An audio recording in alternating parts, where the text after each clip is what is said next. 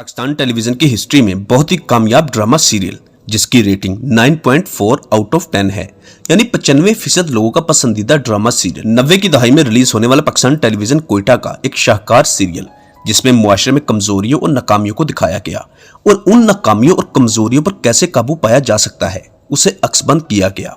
Drama serial धुआं जो 1994 को पीटीवी सेंटर कोयटा से नशर हुआ। सबके साथ लाइन में खड़े हो जाए। सहीर, इनकी तलाशी लो। Okay sir. चलो सुनो नहीं तुमने, जूते उतारो, अपनी जेब उल्टी करो। किस कानून के तहत? इस ड्रामे का मकसद पाकिस्तान में मनफी पहलुओं को उजागर करना और मुस्बत चीजों को दिखाना। आशिर अजीम इस ड्रामे के राइटर थे। सज्जाद अहमद ने इसकी प्रोडक्शन दी। इस वीडियो में हम इस ड्रामे से वाबस्ता तमाम किरदारों के मुतालिक बात करेंगे। कौन सा फनकार इस वक्त कहाँ है और क्या करता है, और इस ड्रामे में काम करने वाले कितने फनकार जिंदा हैं और कितने इस दुनिया से जा चुके हैं। इस ड्रामे की कहानी 5 दोस्तों के गिर्द घूमती है। पहला किरदार आशिर अजीम। आशिर अजीम का ताल्लुक कोयटा से है, जिसका ताल्लुक मसीही मजहब से है। आला तलीम याफ्ता नौजवान जिसने पाकिस्तान एयरफोर्स के तालीमी इदारे से तालीम ली, CSS क्वालिफाइड किया और कस्टम ऑफिसर बन गए। जॉब के दौरान आशिर अजीम ने पाकिस्तान एयरफोर्स से मुतालिक एक स्टोरी लिखी जिस पर दोस्तों ने मशवरा दिया कि उसे टेलीविजन सीरियल में कन्वर्ट करो, और यूं आशिर अजीम इस कहानी को लेकर ड्रामा डायरेक्टर सज्जाद अहमद के पास गए और यूं इस सीरियल को ड्रामे की शक्ल अख्तियार देने का फैसला हुआ। आशिर अजीम के लिए बिल्कुल नई चीज थी। उसे स्टूडियो, कैमरा, शूटिंग कुछ भी मालूम नहीं था। आशिर अजीम ही इस ड्रामे के मेन हीरो थे। इस ड्रामे में 5 दोस्त होते हैं जो दहशतगर्दी और ड्रग डीलर के खिलाफ ऑपरेशन करते हैं। आशिर अजीम इस ड्रामे में ASP अजहर के नाम से थे। 90 की दहाई का कामयाब तरीन सीरियल जिसकी ज्यादातर शूटिंग आउटडोर की गई। इस ड्रामे के सीन अक्सबंद करवाने के लिए बाकायदा तौर पर इसमें फनकारों को पाकिस्तान आर्मी की जानिब से ट्रेनिंग दी गई और इस ड्रामे में हकीकत में गोलियां चलाई गई और इसमें काम करने वाले ज्यादातर अफराद बिल्कुल नए थे। इस सीरियल के बाद आशिर अजीम अपनी जॉब में मसरूफ हो गए। हालांकि लोग आशिर अजीम को स्क्रीन पर देखना चाहते थे। ये 300 रुपए ले लो जी। रिकॉर्ड में 7 रुपए लिखना। ये 340 रुपए उस औरत को दे दो, बोलो उसके शोहर की जेब में से निकले थे। ठीक है? Okay sir.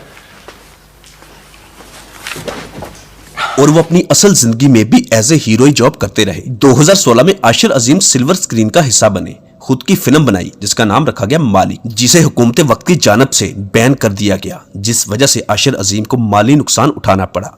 आशिर अजीम ने अपनी तमाम जमा पूंजी इसी फिल्म पर लगा दी थी। बतौर कस्टम ऑफिसर मुख्तलिफ केसों में उलझ गए। जैसा कि आपको मालूम है कि हमारा सिस्टम अच्छे लोगों को बर्दाश्त नहीं करता। ऐसा ही कुछ आशिर अजीम के साथ हुआ। उसके खिलाफ करप्शन के इल्जामात लगे और बेबुनियाद इंक्वायरियां शुरू हो गई। पाकिस्तान में अच्छा करने के लिए उसकी कीमत चुकानी पड़ती है और बिलाखिर आशिर अजीम पर हर इल्जाम बेबुनियाद करार पाया और उसे नौकरी पर दोबारा बहाल कर दिया। तमाम इल्जामात खत्म होने के बाद आशिर अजीम ने नौकरी से इस्तीफा दे दिया। हालांकि वो उस वक्त 18वें स्केल के ऑफिसर बन चुके थे, लेकिन इस सिस्टम को अलविदा कहा और बैरून मुल्क सेटल होने का फैसला कर लिया। रही सही कसर फिल्म पर बैन लगने की वजह से निकल गई। आशिर अजीम के ससुराल कनाडा में रहते थे। बच्चे पहले से वहां जा चुके थे। मजबूरन आशिर अजीम भी कनाडा मूव हो गए। पाकिस्तान का CSS ऑफिसर जो 18 स्केल का था, कनाडा में जाकर ट्रक चलाने लगा। अब आशिर अजीम अपनी फैमिली के साथ कनाडा में मुकीम है।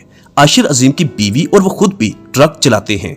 खुशहाल, मुतमईन और पुरसकून जिंदगी गुजार रहे हैं। बजरिया सोशल मीडिया अपने ख्यालात का इजहार करते रहते हैं। जिस्मानी तौर पर कनाडा, लेकिन आशिर अजीम का दिल आज भी पाकिस्तान के साथ धड़कता है, क्योंकि वो पाकिस्तान के मुआशी हालात की वजह से वहां बैठे अपसेट दिखाई देते हैं। इस ड्रामे का दूसरा किरदार नवीद नेडो, जिसे असलदीन साहब ने अदा किया।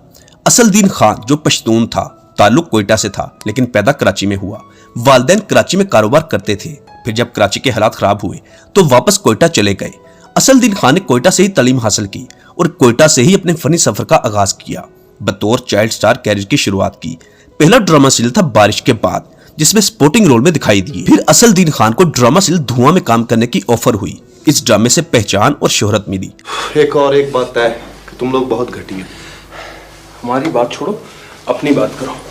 यार 1 माह हो गया और तुम लोग कोई भी उसकी खबर लेने नहीं गए। यार हम क्यों उसका हाल पूछे? वो जाने, उनके घर वाले जाने। असलदीन खान इस ड्रामे से पहले भी और बाद में भी काम करते रहे, लेकिन आज भी पहचान और शोहरत ड्रामा सीरियल धुआं की वजह से ही है। आजकल कराची में मुकीम है, खुशहाल जिंदगी गुजार रहे हैं। तीसरा किरदार डॉक्टर दाऊद, जिसे नबील ने अदा किया।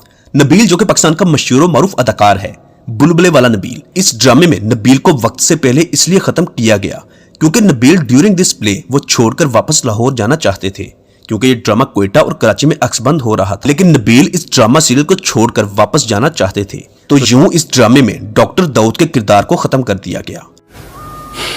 देख अजहर, इस खेल में ऐसा होता है, कभी मुजरिम को गोली लगती है और कभी पुलिस को। डोंट टेक इट पर्सनली यार।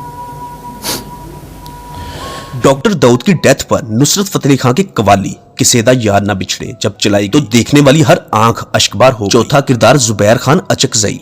जुबैर खान अचकजई असला डीलर होता है जिसने क्वेटा में असले की दुकान बनाई हुई थी। जुबैर खान अचकजई भी इस ड्रामे की वजह से शोहरत की बुलंदियों पर पहुंच गए, लेकिन इस ड्रामे के बाद जुबैर खान अचकजई किसी दूसरे प्रोजेक्ट में नजर नहीं आए। नंबर 5 वाजिद अली शाह, जो वाजिद के किरदार में दिखाई दिए। वाजिद अली शाह का किरदार सहाफी का था जो अखबार में काम करता था। वाजिद अली शाह को इसी ड्रामे से पहचान और शोहरत, लेकिन इसके बाद वो किसी भी ऐसे प्रोजेक्ट का हिस्सा ना बन सके जिससे उनको मजीद कामयाबी मिलती। वाजिद अली शाह आज भी शोबिस से वाबस्ता हैं, लेकिन गुमनामी की जिंदगी गुजार रहे हैं। अस्सलाम वालेकुम, मेरा नाम वाजिद अली शाह है, मैं टीवी एक्टर हूँ। नंबर 6 नैयर एजाज, जो सलमान के किरदार में थे। नैयर एजाज इस वक्त इंडस्ट्री पर छाए हुए हैं। पाकिस्तान की तकरीबन हर फिल्म में बतौर विलन आते हैं। नैयर एजाज का शुमार इंडस्ट्री के मसरूफ और महंगे फनकारों में होता है। हुमायूं, ये काम बहुत जरूरी है, वो शख्स खामोश रहना चाहिए। तुम जो मर्जी करो, लेकिन ये काम होना चाहिए। सलमान साहब। नंबर 7 अजरा आफ्ताब, जो दाऊद की मां के रूप में होती हैं। अजरा आफ्ताब भी टीवी इंडस्ट्री का मशहूर चेहरा है जो आज तक ड्रामा इंडस्ट्री के साथ वाबस्ता है और ज्यादातर मां के किरदार में देखी जाती हैं। अजरा आफ्ताब को भी इसी ड्रामे से ब्रेक थ्रू मिला। आज तक पाकिस्तानी ड्रामा इंडस्ट्री के साथ वाबस्ता है और कराची में मुकीम है। नंबर 8 इस ड्रामे की मेन हीरोइन सारा। इस किरदार को नाजली नसर ने अदा किया। नाजली का असल नाम नजली नुसर था जो बाद में नाजली नसर बन गया। वालदैन बंगाली। जब बांग्लादेश बना तो अक्सर बंगाली कराची से बांग्लादेश शिफ्ट हो गए, लेकिन नाजली नसर के वालदैन बांग्लादेश से कराची शिफ्ट हुए क्योंकि उन्हें कराची ज्यादा पसंद था। कराची में ही नाजली की पैदाइश हुई, कराची में ही बचपन गुजरा, पढ़ाई लिखाई यहीं से की। 1993 में कैरियर की शुरुआत की। फैमिली 93 कॉमेडी ड्रामे से इंडस्ट्री में इंटर हुई। अपने पहले ड्रामे में ज्यादा कामयाब ना हो सके, फिर क्वेटा स्टेशन से ड्रामे में काम करने की ऑफर हुई। उस ड्रामे को क्वेटा में शूट करना था। नाजली के लिए क्वेटा जाना मुश्किल था क्योंकि वो कराची की थी। खैर ऑफर अच्छी थी। नाजली को मरकजी अदाकार की ऑफर हुई थी और यूं नाजली इसी ड्रामे की वजह से क्वेटा चली गई। यहीं से कामयाबी के सफर का आगाज हुआ और इसी ड्रामे से शोहरत और पहचान मिल गई।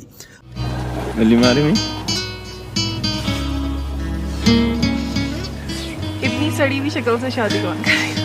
क्यों, तुम्हारी बात अच्छी है। I think so. ये तो अभी ठीक हो गई। आज भी नाजली नसर को ड्रामा से धुआं की निस्बत याद किया जाता है। सांवली सलोनी रंगत वाली बहुत ही प्यारी एक्ट्रेस नाजली नसर जाती जिंदगी में इतनी कामयाब ना हो सकी। हदायतकार हसन सोमरो से पसंद की शादी की, जिसमें से 2 बच्चे पैदा हुए, एक बेटा और एक बेटी। शादी के 16 सालों बाद दोनों एक दूसरे से अलग हो गए और तलाक के कुछ ही अरसे बाद नाजली ने भी दूसरी शादी करने का फैसला किया और यूं उसने भी दूसरी शादी ड्रामा डायरेक्टर मोहसिन मिर्जा से कर ली। कराची में अपने बच्चों और शोहर के साथ खुशहाल जिंदगी गुजार रही है। नाजली नसर आज भी मुख्तलिफ प्राइवेट चैनल्स के टीवी ड्रामों में काम करती हुई दिखाई देती हैं। खुशकिस्मती से इस ड्रामे में काम करने वाले तकरीबन तमाम फनकार माशाल्लाह आज भी हयात हैं, लेकिन अक्सर फनकार इस ड्रामे के बाद ना किसी दूसरे प्रोजेक्ट में नजर आए और ना ही कोई ऐसा सीरियल किया जिससे उनको कोई पहचान मिल सकती। आज भी इन तमाम फनकारों को ड्रामा से धुआं की निस्बत याद किया जाता है। दोस्तों, उम्मीद करते हैं आपको हमारी मालूमाती वीडियो अच्छी लगी होगी। इस किस्म की मजीद वीडियोस देखने के लिए हमारा चैनल सब्सक्राइब और साथ दिए गए बेल ऑप्शन को प्रेस करना मत भूलिएगा। मिलते हैं बहुत जल्द एक अच्छी और नई वीडियो के साथ। अल्लाह हाफिज।